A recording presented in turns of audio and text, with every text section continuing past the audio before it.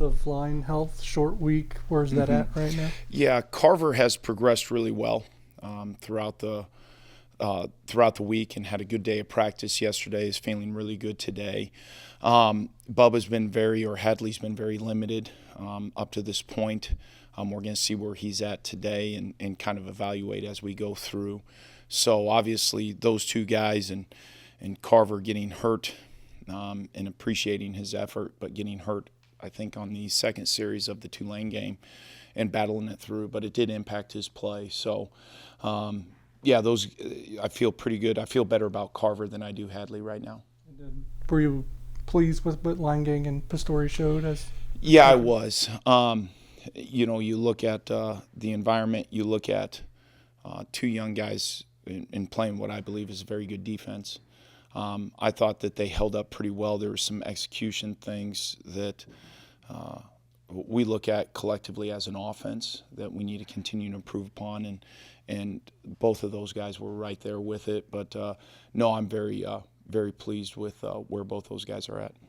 In the Tulane game, there were a couple times, especially when Avery was running at the perimeter, he was out there with trying to run behind a numbers disadvantage in terms of blocking. What was your reaction watching that on film? Yeah, it was, when we saw it, it was something that we can get corrected, is what I looked at. And yes, you can get frustrated. You can say, yeah, he's being very aggressive with what his thoughts are, and we don't want to minimize some of that aggressiveness that he had. And there was a backside guy who needed to do a little bit better of a job. I thought one of them, it was kind of one of those 50-50 as a coach when you can slow it down on film.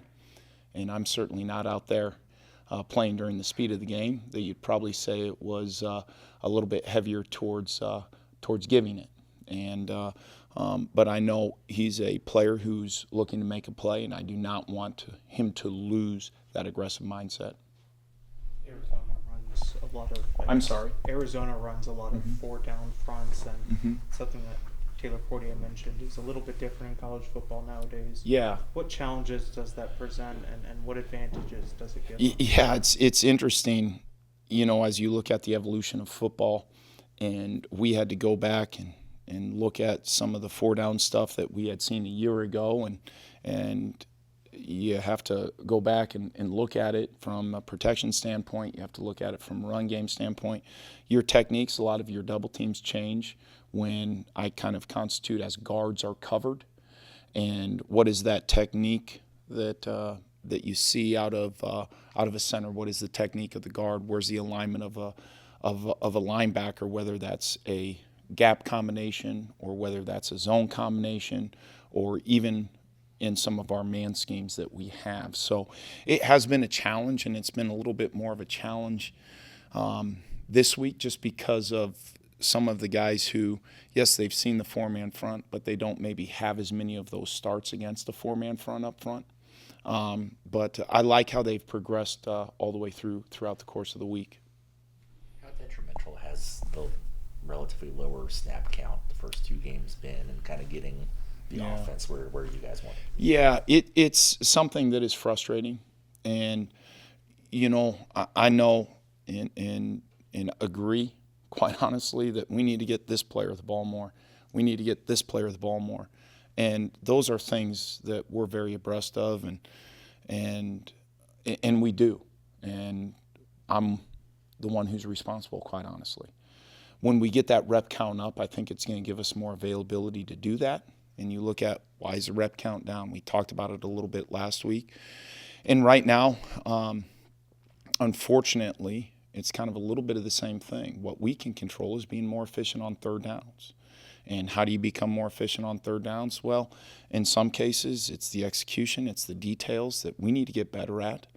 And in some cases, it's about being better on first and second down as well, and where you're at field position-wise and things like that. Because when we do get in a rhythm, and you saw us get in a rhythm there in the second half of this past week, where I believe we scored on three straight possessions.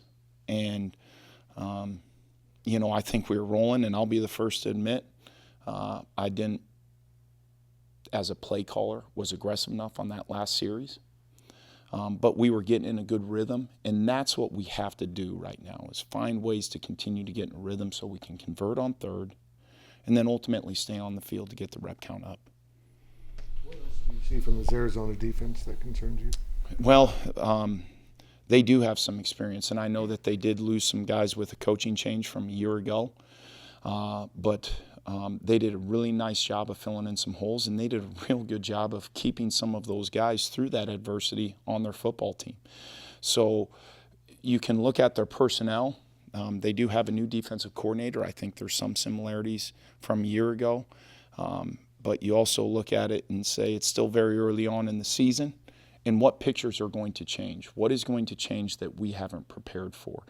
And that, Tim, is one of the things that can expose a little bit of inexperience. And you know, as we become more and more experienced, we are hopeful for that. But those are the things that, quite honestly, at night, okay, you feel like you're prepped for this and what you saw here and what you saw there, and then you go, oh, shoot, what if they do this? What if we do that?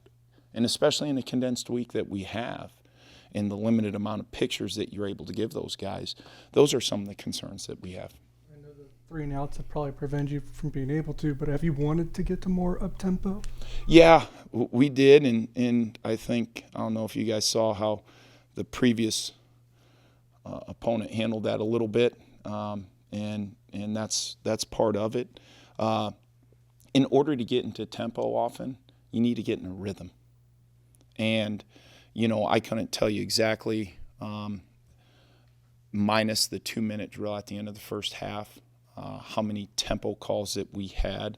I want to say it was 4 or 5. So if you look at that and subtract that from the 2-minute calls, is that, you know, roughly 8% of the time? Would I like that to be a little bit higher? I would like that number to be a little bit higher. I think our guys would like that number to be a little bit higher. And to me, it's incumbent upon us collectively as a group to get in that rhythm, to get those opportunities to do some more tempo. DJ leads the team in catches through two games. Are you good with that, or is that something you'd like to shift moving forward? Well, you know, when he catches a 40-some yard touchdown pass on 4th down, you're very good with that. And it goes back to, I think, a lot of the same questions that are being asked around here is, you know, can we get this guy the ball more? Can we get this guy the ball more? Well, can we get the rep count up a little bit more too? And some defenses, you know, do a good job of taking away this part of the field or taking away this part of the field or taking away part of this. And, you know, one thing I do know and that I do like about it is our starting quarterback feels very comfortable throwing the ball to him, which is a good thing. It really is a good thing. So how do I feel about it on 4th down touchdowns where he wheels out of the backfield? I really like it. On some other situations, we need to get more guys involved, and we're very aware of that. It wasn't a huge game, but for Keegan getting more involved in this last game, how nice is that to kind of see him get more? It is. It was really good to get him involved in, you know, to make some of the plays that he made. I know that that's only going to boost his confidence. And I mentioned, and there's a comfort level with that quarterback, with Avery, that he is really, really feeling more and more comfortable with Keegan Johnson, which is really exciting to see. And we got to continue to progress along with that. And what is good, yeah, you look at, okay, it was Jason week 1, and it was Keegan more so on the outside this past week. And what is good is that, yes, we can throw it to our slot. Yes, we can throw it to our X receiver. And now how do we get that combination of getting all those guys involved?